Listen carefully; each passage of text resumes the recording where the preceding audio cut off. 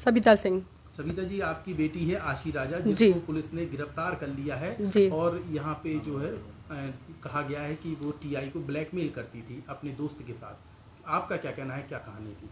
सबसे पहले तो हम मीडिया से, प्रशासन से ही सवाल करना चाहेंगे कि एक पढ़ा लिखा टीआई के पद पे जो पदस्थ है अधिकारी, जो दूसरों को न्याय दिलवाता है, क्या उसको 20 साल की एक लड़की ब्लैकमेल कर सकती है?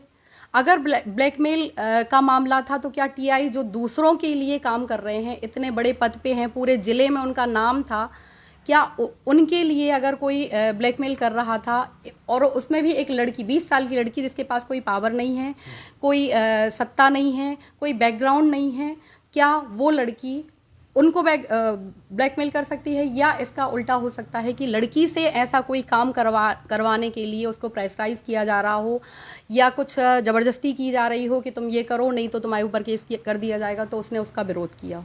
क्या करती थी बेटी आपकी टीआई के साथ? बेटी टीआई के साथ में टीआई ने हमें ये बताया था कि बेटी उसको कुछ अंडर क्रॉप या कुछ पुलिस के वर्क होते हैं जिनके लिए उनको बिना वर्दी वाले लोगों की आवश्यकता होती है जो शार्प माइंडेड हों, और इस चीज़ के लिए हमारी कई बार बहस हुई है। बेटी हमारी बात नहीं मान रही थी पिछले 6-8 महीने से, और बार बार हम मना करते थे, उस पर हमारा झगड़ा भी हुआ कई बार, और टीआई ने खुद आके हमें बताया, समझाया कि हमारे साथ में काम करती है तो आपको कितना पैसा मिलता था बेटी को?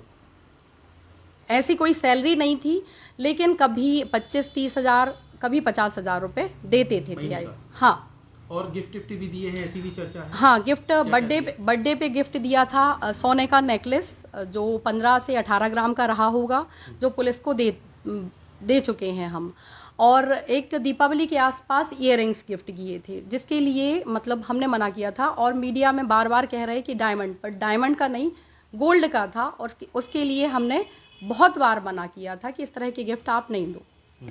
इसके साथ ही जब घटना हुई है उसके आसपास के सीसीटीवी फुटेज 2 आए हैं। प्राइवेट बंगले के आसपास आपकी बेटी की गाड़ी दिखी, दूसरा एक प्राइवेट कमरा लिया था बेटी ने, उसमें बैठ के प्लानिंग की, उससे भागते हुए भी दिखे हैं। क्या थी वो कहानी? बंगले पे जाना, हम ये नहीं कहेंगे कि बंगले पे जाना कोई बड़ी बात है। हाँ, ये है कि घटना के 1 हफ्ते पहले से बेटी यहाँ पे नहीं थी। उसने यही बताया था हमें कि टीआई सर ने किसी काम के लिए उसको नोएडा भेजा था, वो और सोनू साथ में थे, तो हमें ज़्यादा फिक्र करने की आवश्यकता नहीं पड़ी।